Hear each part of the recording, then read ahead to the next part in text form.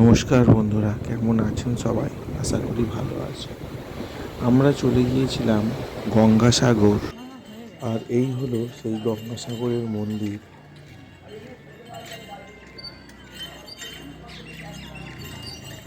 এমনিতেই কথায় বলে সব তীর্থ বারবার, গঙ্গাসাগরে একবার। আজ গঙ্গাসাগর আমরা যারা কলকাতার বাসিন্দা তাদের কাছে পিঠের মধ্যেই পড়ে। আর এখন যাত্রাপথও অনেক সহজ, তাই গঙ্গাসাগর একবার নয়, এখন বারবার যাওয়া যায়। তাই এই ভিডিওতে রইল সম্পূর্ণ তথ্য, কিভাবে আসবেন এখানে, আর কোথায় থাকবেন, কি খরচা হতে পারে। আমরা ঠাকুরপুকুর বাজার থেকে কাকদ্বীপ নামখানার বাসে উঠেছিলাম। এই বাসগুলো মূলত ধর্মতলা থেকেই ছাড়ে, তাই আপনারা যারা ধর্মতলা থেকে আসতে চান ওখান থেকে বাসগুলো অনায়াসেই পেয়ে যাবেন। আর এই বাসগুলো চড়ে যেতে গেলে আপনাদের হাতে মিনিমাম 3 ঘন্টা সময় নিয়ে বেরোতে হবে। আর ধর্মতলা থেকে উঠলে আরও একটু সময় আপনাদের হাতে নিতে হবে। এই বাসগুলির ভাড়া 75 রুপিস করে পার হেড ঠাকুরপুকুর বাজার থেকে, কিন্তু ধর্মতলা থেকে এর ভাড়া হয়তো 100 রুপিস হতে পারে। কথা বলতে বলতে বন্ধুরা আমরা ডায়মন্ড হারবারের যে বাজার, সেই বাজারে পৌঁছে গেছি। এখানে বাস কিছুক্ষণ অপেক্ষা করবে। আপনারা আপনাদের প্রয়োজনীয় জিনিস এখান থেকে অনায়াসেই কিনে নিতে পারেন। আর কিছুটা গেলেই পুরো ডায়মন্ড হারবার রোডটি নদীর ধার দিয়ে, আমরা বাস থেকেই তাই নদীটা উপভোগ করে নিতে পারবো। সুন্দর দৃশ্য, বেশ ভালো লাগে এই জায়গাটা। এখানে নদী কিন্তু অনেক চওড়া। আমাদের বাবুঘাটের তুলনায় এখানে ওই একই নদী এখানে কিন্তু অনেক চওড়া হয়ে গেছে। দেখুন, নদীর ওপাশের কিনারাটা জাস্ট দেখা যাচ্ছে না। লট নম্বর 8-এ যেতে গেলে আপনাদের ঠিক এই জায়গায় নামতে হবে বাস থেকে। বাসটা ডান দিকে চলে যাবে, আর এই যে সাইকেলটি বেরোচ্ছে এই দিকটা আপনাদের ঘুরতে হবে। এইদিকে ঘুরে দেখবেন অনেক টোটো, ইঞ্জিন ভ্যান এসব দাঁড়িয়ে রয়েছে। এগুলো সব লট নম্বর 8, মানে নদীর ধারে জেটিঘাটায় পৌঁছে যায়। এখানে মন্দিরটি রয়েছে, এটা একটা লোকেশন হিসাবে দেখে রাখুন। এই জায়গা থেকে আপনারা টোটো বা মোটর ভ্যান, আর এখান থেকে ইঞ্জিন ভ্যান বা মোটর ভ্যান যাই বলেন, টোটো, এরা সবই 15 টাকা করে ভাড়া নেয়। 15 টাকা ভাড়া নেয়, বেশিক্ষণ টাইম লাগে না, খুব তাড়াতাড়ি পৌঁছে দেয়।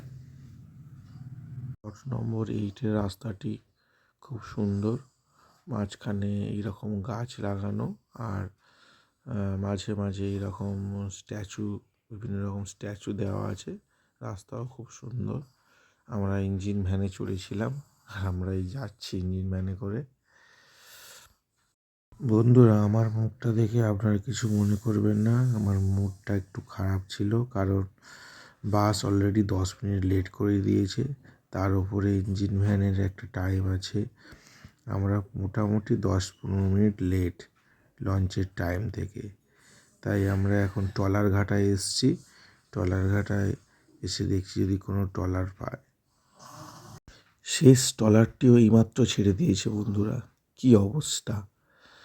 আর এখানে ট্রলার আর লঞ্চ দুরকমই পাওয়া যায়। লঞ্চটা হলো সরকারি, ট্রলারটা বেসরকারি। এখন অপেক্ষা ছাড়া আর কোনো উপায় নেই, প্রচুর লোক অপেক্ষা করছে এখানে।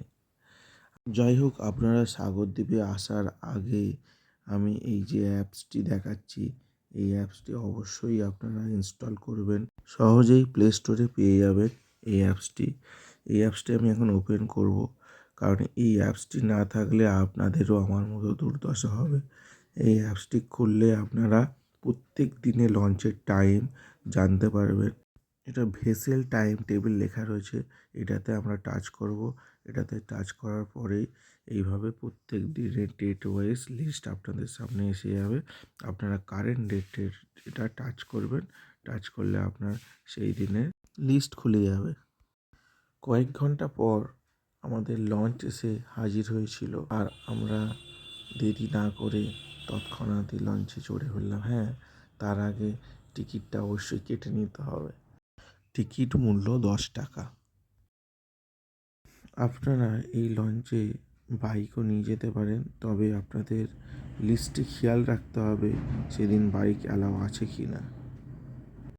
আমরা লঞ্চ থেকে নেমে বাসে চড়েছিলাম। ওপাশে বাস স্ট্যান্ড রয়েছে। এই বাসগুলি জনাপ্রতি 40 টাকা করে ভাড়া নেয়। এই হলো গঙ্গাসাগর দ্বীপের রাস্তাঘাট। আর আউটসাইডটা দেখুন, প্রাকৃতিক সৌন্দর্য।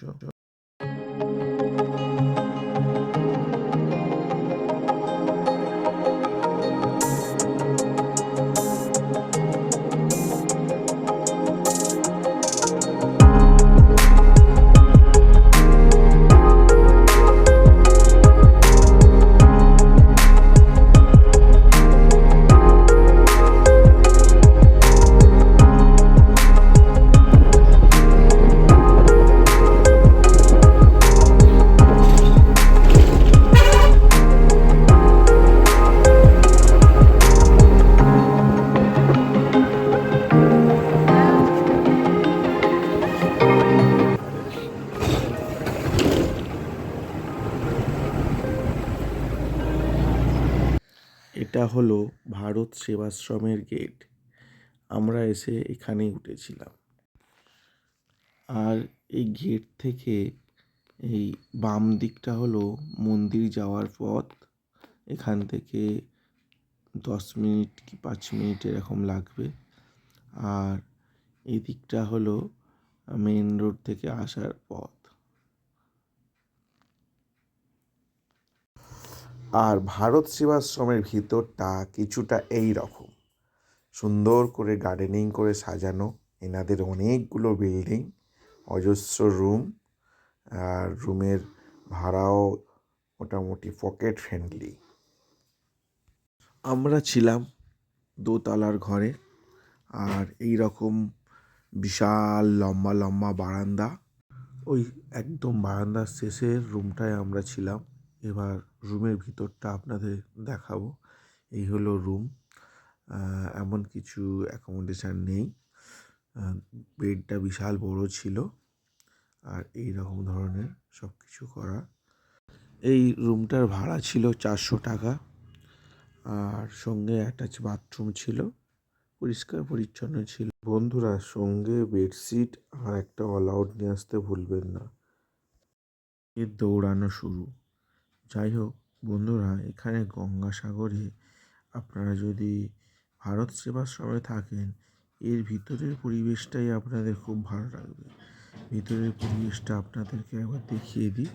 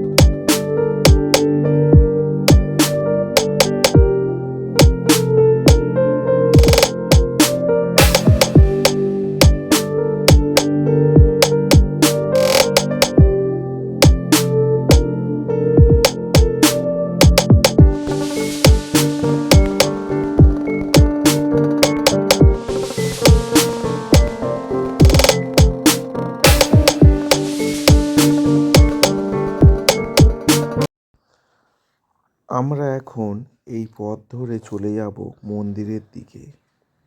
মন্দিরের পথে আমরা রওনা দিলাম। মিনিট 5-এর মধ্যেই আমরা মন্দির চত্বরে পৌঁছে গেলাম। আপনাদের একবার মন্দির চত্বরটি চারিদিকে ঘুরিয়ে দেখাবো।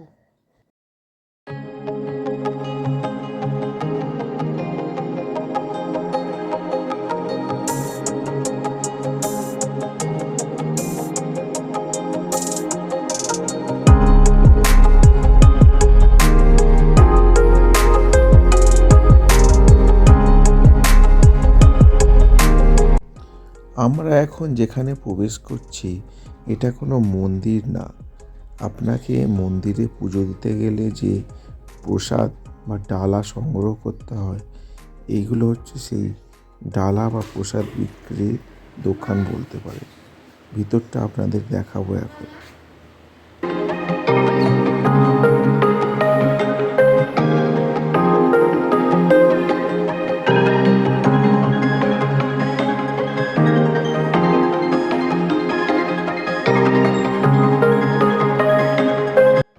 এটা মূল মন্দিরের ভিতরে অনেক রকমের মূর্তি রয়েছে, আপনারা দেখতে থাকুন।